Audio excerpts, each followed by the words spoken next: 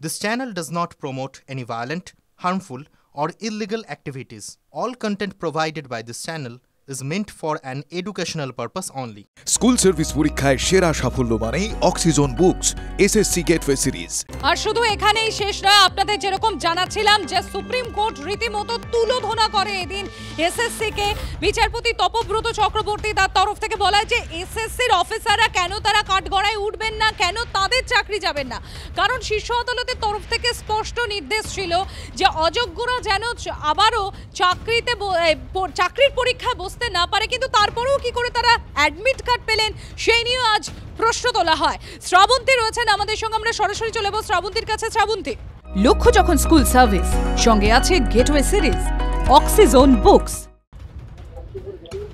সম্প্রতি কলকাতা হাইকোর্টে এই মামলায় ফের আরেকবার ধাক্কা বলা যেতে পারে, যেখানে গতকালই আমরা দেখলাম সিঙ্গেল বেঞ্চের রায়ে বিচারপতি সৌগত ভট্টাচার্য যে প্রশ্ন তুলেছিলেন, আজকের ডিভিশন বেঞ্চের রায়ে সেই একই প্রশ্ন উঠে এসেছে। এই মামলা 350 জনের বেশি কয়েকজন ছিলেন যাদের নাম টেন্টেড লিস্টে এসেছিল, তারা করেছিলেন। সেই মামলা শুনতে গিয়ে বিচারপতি তপব্রত চক্রবর্তীর ডিভিশন বেঞ্চ বেশ কিছু প্রশ্ন করে। প্রথমেই তারা অবাক হয়ে যান বিচারপতির বক্তব্য, যে এটা রীতিমতো অবাক লাগছে যে কিভাবে এর পরেও এসএসসি অ্যাডমিট কার্ড ইস্যু করছে।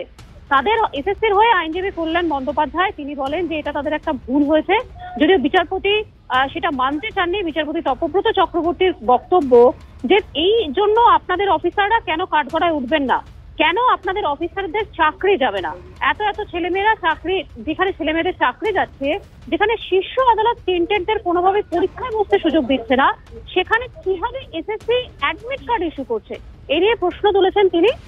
একই সঙ্গে আজকের দীর্ঘক্ষণ শুনানি হয় এবং সেখানে বারবার শীর্ষ আদালতের প্রসঙ্গ উঠেছে কলকাতা হাইকোর্টে। শেষ পর্যন্ত এই 350 জনের আবেদন খারিজ করে দেওয়া হয়েছে। সিঙ্গেল বেঞ্চে যখন এই মামলাগুলি চলছিল তখন নতুন বেশ কিছু জন আবেদন করেন, তাদের সেই মামলাটি বেলা 3টের পরে ফের রায় দেবেন, যদিও বিচারপতি কোনো রকম আশা দেখাননি। তার বক্তব্য একটা জায়গায় স্পষ্ট, যেখানে দাগি বলে, অযোগ্য বলে চিহ্নিত করে দেওয়া হয়েছে, এসএসসি যখন এই চিহ্নিত করেছে তারপর তাদের পরীক্ষায় কোনোভাবেই বসতে দেওয়া যায় না। শ্রাবন্তী, একেবারেই যে বিষয়টি বা যে পর্যবেক্ষণ হাইকোর্টে যে পর্যবেক্ষণ তুলে ধরলেন আমার সহকর্মী শ্রাবন্তী আপনাদের সামনে, আরও একবার বলে হাইকোর্টের পর্যবেক্ষণ যে বিষয়ে বারংবার শীর্ষ আদালত থেকে স্পষ্ট করা হয়েছে, দাগি যারা অযোগ্য রয়েছেন তারা কোনোভাবেই যেন আবারও এই পরীক্ষায় বসতে না পারেন। কিন্তু তা সত্ত্বেও তাদের হাতে অ্যাডমিট কার্ড গেল কি করে, এই নিয়ে রীতিমতো তুলোধনা করা হয় এসএসসিকে। এবং শুধু তাই নয়, তার পাশাপাশি আরও একটা বিষয় যেটা বারবার বলা হচ্ছে যে কেন তাহলে এসএসসির অফিসাররা তাদেরকে কেন কাঠগড়ায় তোলা হবে না, এই প্রশ্ন করা হয়। আমি আরো একবার চলে যাবো শ্রাবন্তীর কাছে। শ্রাবন্তী, সম্প্রতি গোটা যে প্রসেস, সেই প্রসেসে বারবার প্রশ্নের মুখে পড়ছে এসএসসি এবং রাজ্য সরকার। কয়েক ঘন্টা আগে যেখানে শীর্ষ আদালত স্পষ্ট করে দিল যে কিভাবে রাজ্য সরকারের এজি তিনি দাগিদের হয়ে সওয়াল করছেন, তারপরেও দেখা যাচ্ছে একই চিত্র। এসএসসি কি ভুল করেছে এবারে? যে তালিকা তৈরি করে দেওয়া হয়েছে এসএসসির পক্ষ থেকে, সেই তালিকাতে তাদেরই অ্যাডমিট কার্ড বিতরণ করছে এসএসসি। এই ভুল কিভাবে প্রশ্ন রয়েছে ডিভিশন বেঞ্চের, সেটা সত্যি একটা সাধারণ ভুল হয়েছে বলে এসএসসির আইনজীবী কল্যাণ বন্দ্যোপাধ্যায় এদিন দাবি করেন। যাবতীয় বিষয়টা দেখে অত্যন্ত বিরক্ত কলকাতা হাইকোর্ট। বিচারপতি তপব্রত চক্রবর্তীর পর্যবেক্ষণ যে তাহলে এসএসসি কেন, এসএসসির এই অফিসারদের চাকরি কেন যাবে না। শ্রাবন্তী, এখান থেকে প্রশ্ন দেখো, আমজনতার এটাই প্রশ্ন ছিল যে এরা চাকরিটা পেয়েছিল কিভাবে? দুম করে তো কেউ আর চাকরি দিতে পারে না, তাহলে কি এসএসসির অন্দরে কেউ ছিল জড়িত? ঠিক একই রকম প্রশ্ন উঠেছিল, এদেরকে অ্যাডমিট কার্ডটা এসএসসি কেন দিল, কিসের স্বার্থে দিল? আজকে আদালত যে প্রশ্ন করেছে যে কেন এসএসসির অফিসারদের চাকরি যাবে না, এতে সিবিআই এর উপর চাপ কতটা বাড়লো?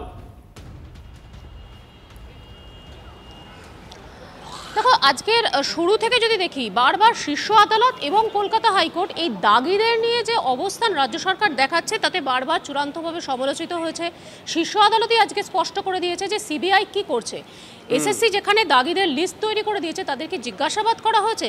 আজকের আলাদা করে বিচারপতি তপব্রত চক্রবর্তী সিবিআই এর নাম উত্থাপন করেননি, কিন্তু বারবার শুধুমাত্র এসএসসি নয়, প্রাথমিক নিয়োগেও যেখানে একই ধরনের বিষয় উঠে এসছে, একই ধরনের অভিযোগ উঠে এসছে, সেখানেও সিবিআই এর ভূমিকা কড়াভাবে সমালোচিত হয়েছে।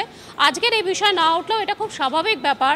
সিবিআই কি সত্যি এই দাগীদের চিহ্নিত করতে চায়, সত্যি কি এদের বিরুদ্ধে কোনো পদক্ষেপ নিতে চায়? তাহলে নতুন রিপোর্ট কোথায় আসছে? নজর থাকবে শ্রাবন্তী, নজর রাখো।